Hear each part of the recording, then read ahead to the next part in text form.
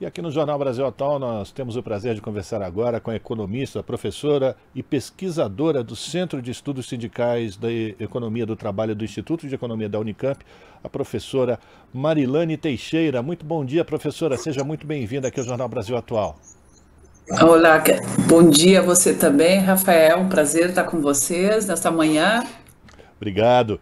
A gente vai falar sobre a tal PEC da transição. Ontem, o vice-presidente eleito, Geraldo Alckmin, entregou ao Senado a sugestão do texto dessa proposta de emenda à Constituição, professora. Pela proposta, os valores a serem pagos pelo Bolsa Família ficarão fora do teto de gastos, sem referência também a limite de prazo. O relator-geral do orçamento, o senador Marcelo Castro, disse que, abre aspas, não queria fazer terrorismo, mas advertiu que se a PEC não for aprovada, não será possível fechar o orçamento. E no meio desse falatório, a turma da bufunfa, do chamado mercado, que adora juros, que, é bom lembrar, estão num patamar que é o dobro da inflação, já começou a chorar, né, professora? Como é que a senhora está avaliando a apresentação dessa PEC? Como é que a senhora vê a possibilidade, ou avalia a possibilidade dela ser aprovada com o mínimo de interferência por esse Congresso, essa legislatura que está terminando? Muito bem.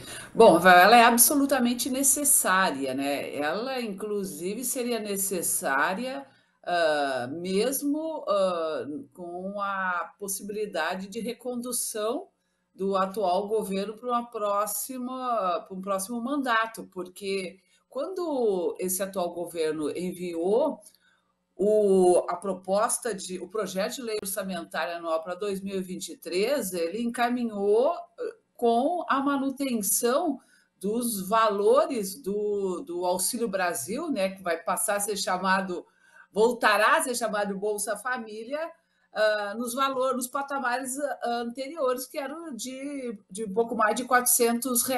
Então, já havia, de alguma forma, um rombo, né, uma necessidade de cobrir esse valor em torno de 52 bilhões. Ele enviou um projeto, né, com valor apenas de 105 bilhões para o programa, para o Auxílio Brasil, agora Bolsa Família, e as necessidades eram em torno de 175, né? Então, a PEC ela é absolutamente necessária, ela é uma medida correta, porque ela dá mais segurança jurídica e eu tenho a impressão de que há um clima, mesmo considerando, né, que nós estamos falando de um Congresso muito desfavorável, que parte das pessoas que estão lá, inclusive, não vão seguir no próximo mandato, não foram reeleitos, mas mesmo assim de se aprovar a PEC o mais rapidamente possível para que possa ter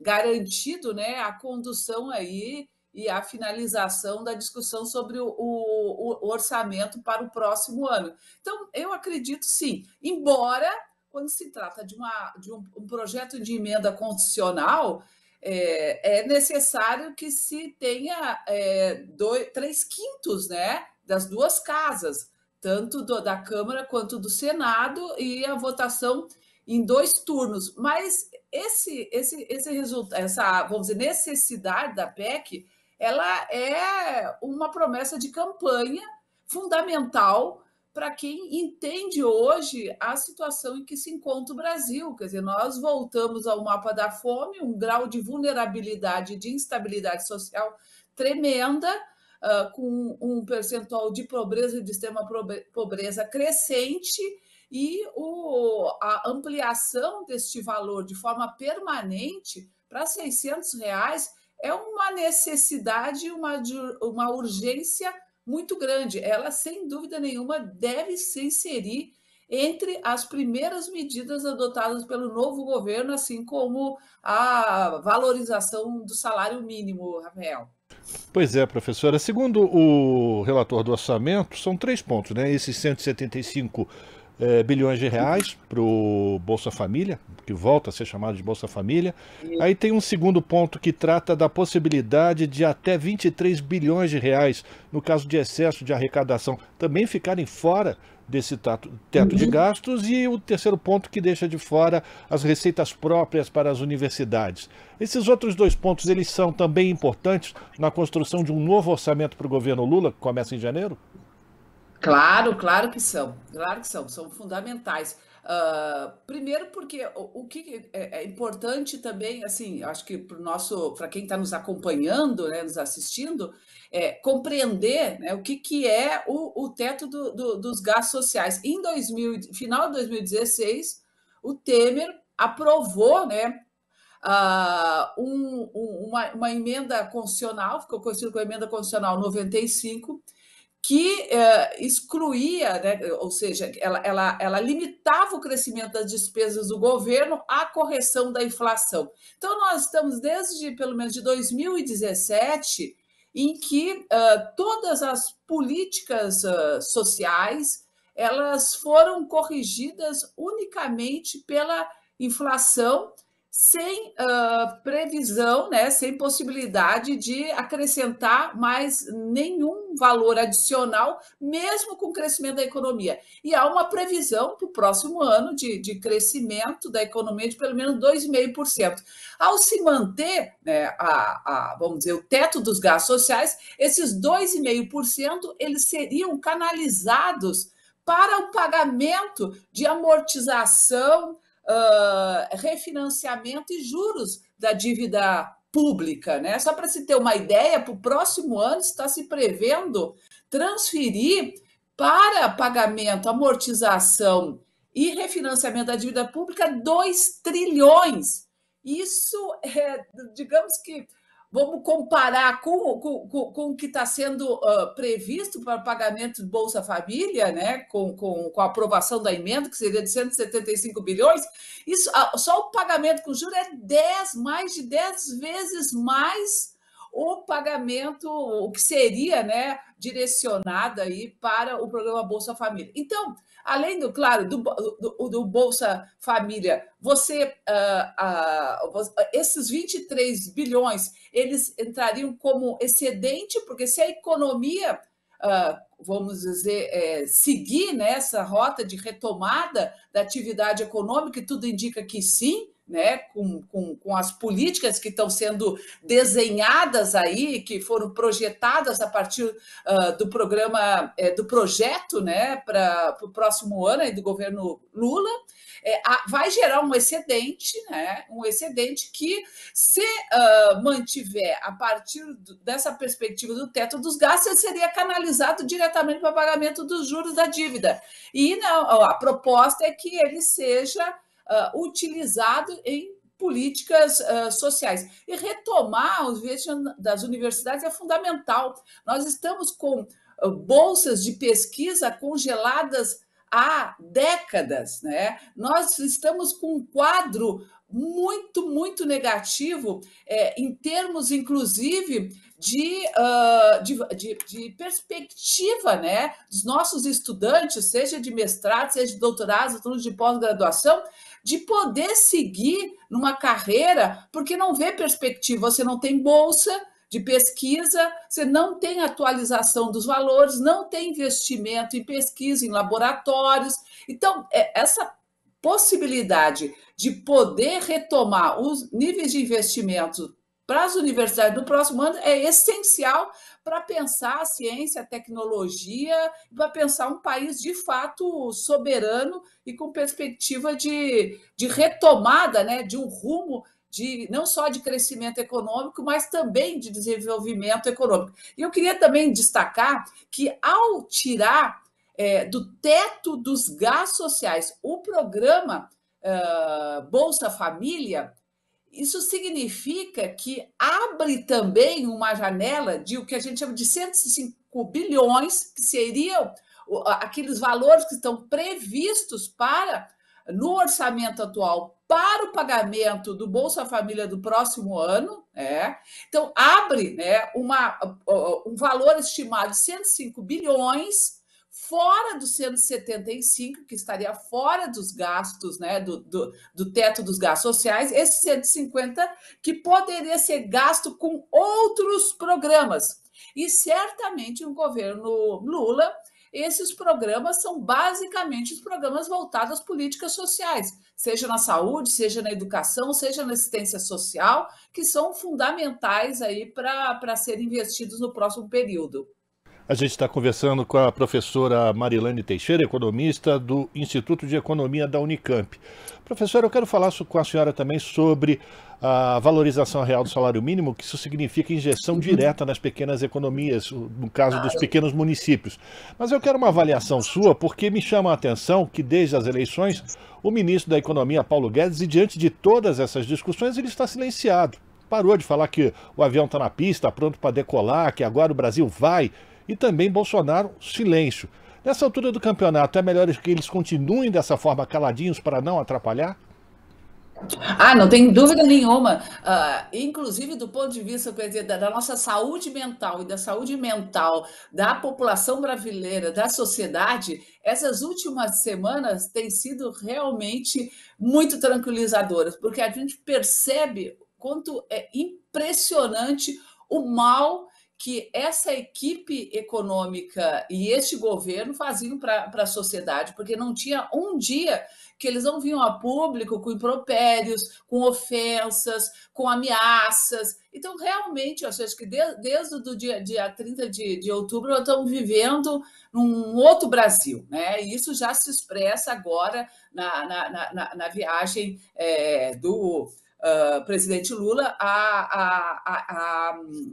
ao Egito. Então, e a repercussão internacional disso e a repercussão também interna disso. E, obviamente, se calaram sobre todos os aspectos, né? Nas vésperas da eleição, por exemplo, todas as ameaças que envolviam esse debate em torno do salário mínimo, que é um verdadeiro escândalo, né? Porque o salário mínimo já é um valor muito aquém do que são as necessidades básicas necessárias para poder garantir a sustentação de uma família, né? Ele já está muito, muito aquém dessas necessidades e, provavelmente, para tentar, de certa forma, sinalizar positivamente para o mercado, para os investidores, soltou, né, essa perspectiva aí, se o Bolsonaro vencesse as eleições, de que a partir de janeiro haveria a possibilidade de congelamento do salário mínimo e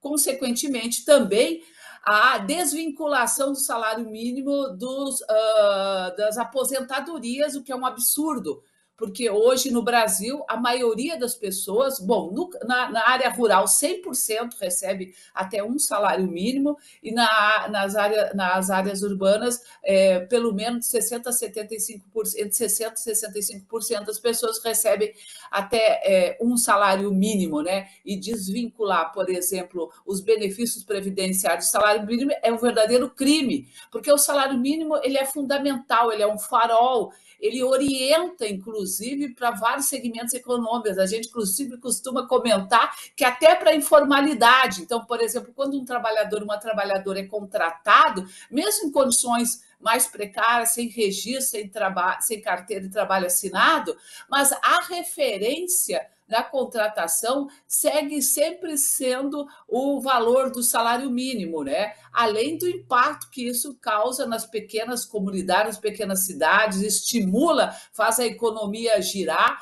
nas periferias da cidade, das comunidades e também nas pequenas cidades. Então, junto com o reajuste, né, do Bolsa Família, assegurar que o Bolsa Família possa ser mantido nos próximos 4 anos com esse valor de pelo menos o valor de R$ 600 e provavelmente com correção, garantir o auxílio às crianças, né, que também é uma outra deficiência muito grande, nossa, corrigir. A valorização do salário mínimo é fundamental, porque o salário mínimo, enquanto que o Bolsa Família ele tem um impacto muito grande sobre a pobreza, a extrema pobreza, valorizar o salário mínimo ele tem um impacto sobre a redução das desigualdades.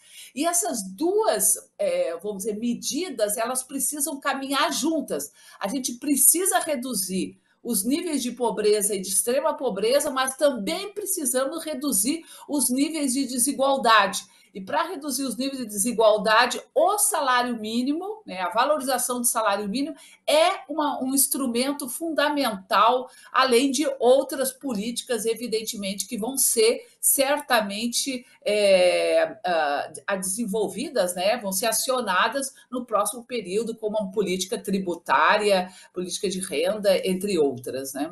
Professora, para a gente terminar, eu queria uma avaliação sua também sobre essa bondade que o governo Bolsonaro fez para o sistema financeiro, para os chamados mercados, principalmente para os bancos, na verdade, que foi a entrega do empréstimo consignado em cima do antigo Auxílio Brasil, né, que vai virar o Bolsa Família, que garante a transferência, a drenagem desse dinheiro, que seria exatamente para que as pessoas possam comprar comida, transformando isso já como um recurso adicional para o mercado financeiro. Com a aprovação dessa PEC, isso também dá uma tranquilidade para esses tubarões da economia que vão ter durante 4 anos garantidos esses recursos, a não ser que o governo de Lula modifique essa questão do juro consignado para o Bolsa Família, não? Olha, Rafael, eu acredito que o próximo governo vai alterar isso, porque isso é um verdadeiro escândalo. Inclusive, já existem medidas que apontam a inconstitucionalidade. Você não pode, por exemplo, um auxílio, como no caso do Auxílio Brasil e futuro Bolsa Família, você atribuir a possibilidade de um consignado, ou seja, você está comprometendo um auxílio, quer dizer, inclusive isso já está sendo analisado e eu acredito que vai ser considerado inconstitucional, porque o problema, assim, que isso foi pouco divulgado. Quando você olha, por exemplo, as taxas de juros do pagamento, né, desses valores consignados do Auxílio Brasil, elas estão acima das taxas de juros que são realizadas comumente pelo próprio mercado e também, inclusive, para quem faz uso do consignado, como é o caso dos beneficiários da Previdência Social. Estava em torno de 3,75% ao ano. Isso é muito acima do que se paga para quem tem acesso ao consignado por meio da Previdência Social e também para quem tem acesso ao consignado por meio de outros mecanismos, né? Então, assim, ainda por cima é uma facada, é um absurdo. Você considera. Primeiro, você está.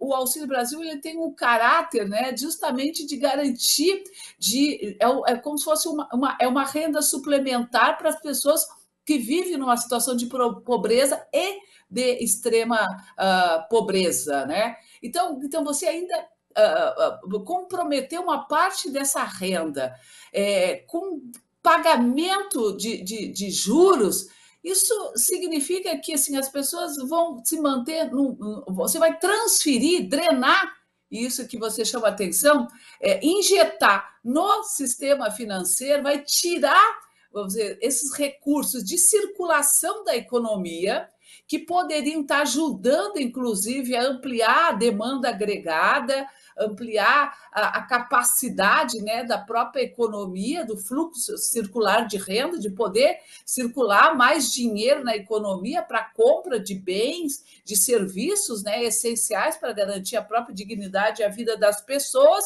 e você está transferindo isso por meio de juros, né, para o sistema financeiro e mais, com ganho assim 100% assegurado, né? Então não tem nenhum risco de perda. Isso, sem dúvida nenhuma, foi um dos grandes escândalos, né? Vamos dizer, no apagar das luzes deste governo, e que a gente vai precisar, junto com centenas de outras medidas que foram tomadas também nesse último período, que vão precisar ser revistas com muita centralidade no próximo governo, sim. Quero agradecer aqui a participação da professora Marilane Teixeira, economista, professora e pesquisadora do CESIT, o Centro de Estudos Sindicais e da Economia do Trabalho, do Instituto de Economia da Unicamp. Professora, sempre muito bom conversar com a senhora, a gente ainda tem muita coisa para conversar, por exemplo, no mundo do trabalho, com o presidente eleito Luiz Inácio Lula já avisando que precisa ser revista algumas das medidas, né, colocadas na reforma trabalhista e como isso pode ajudar a dinamizar a economia brasileira, mas isso fica para uma próxima oportunidade e eu já faço esse convite desde já para a senhora. Não, muito obrigada, Rafael. Pode contar comigo para o que precisar. Um grande abraço para você também. Conversamos com a professora Marilane Teixeira aqui no Jornal Brasil Atual. Estamos apresentando Jornal Brasil Atual. As notícias que os outros não dão.